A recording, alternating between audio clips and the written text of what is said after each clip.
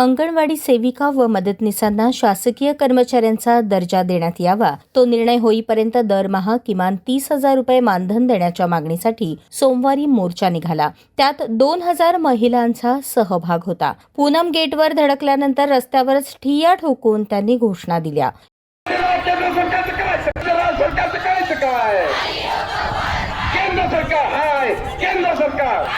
कोण म्हणतो देणार नाही? अरे आवाज दो, अरे आवाज दो. 4 हुतात्मा पुतळ्यापासून मोर्चाला सुरुवात झाली. जिल्ह्यातील विविध भागातून आलेल्या सेविका व मदतनीसांचा त्यात सहभाग होता. लाल रंगाच्या साड्या आणि हाती लाल झेंडा होता. चटके देणाऱ्या उन्हात जोरदार घोषणाबाजी करत या महिला जुने जिल्हाधिकारी कार्यालयाच्या पूनम गेटवर आल्या आणि तिथेच ठिय्या ठोकला.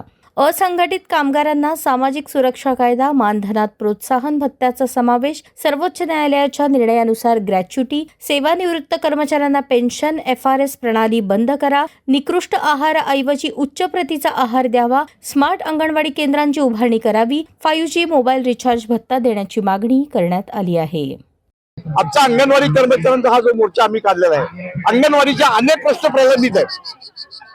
त्यामध्ये प्रामुख्याने अंगणवाडी कर्मचाऱ्यांना शासकीय सेवेचा दर्जा द्यावा ही आमची मागणी केंद्र सरकारकडे आहे. त्यानंतर अंगणवाडी सेविकेला जो प्रोत्साहन भत्ता 2,000 रुपये देतो, तो प्रोत्साहन भत्ता मानधनामध्ये वर्ग करून 15,000 मानधन त्यांना देण्यात यावं ही आमची मागणी आहे. अंगणवाडी सेविकेला योजनाबाह्य कामं देऊ नयेत. अंगणवाडी सेविकेला काम करत असताना एवढा त्रास होतो, सरकार याची दखल घेत नाही. अंगणवाडी सेविकेला मातृवंदना योजना, लाडक्या बहिणीचं काम, KYCचं काम, एकल महिला योजना, अनेक योजना बाहेर काम करतात, FRSचं काम करतात, पोषण प्रकाराचं काम करतात. अशा परिस्थितीमध्ये अंगणवाडी ताईंना त्यांच्या कामामध्ये मुलांचं पूर्व प्राथमिक शिक्षण घ्यायला अजिबात वेळ मिळत नाही. याची सरकारने दखल घेतली पाहिजे. त्याचप्रमाणे महाराष्ट्रामध्ये 1,25,000 बालके हे कुपोषित झालेले आहेत. याला जबाबदार महाराष्ट्र सरकार आहे. कारण ते महाराष्ट्र सरकार जो आहार देतो तो अत्यंत निकृष्ट दर्जाचा देतो. तो जे तांदूळ देतात त्याला तेल लावलेलं असतं, त्याला वास येतो, त्याला जनावर सुद्धा खात नाहीत, पालक घेऊन जात नाहीत.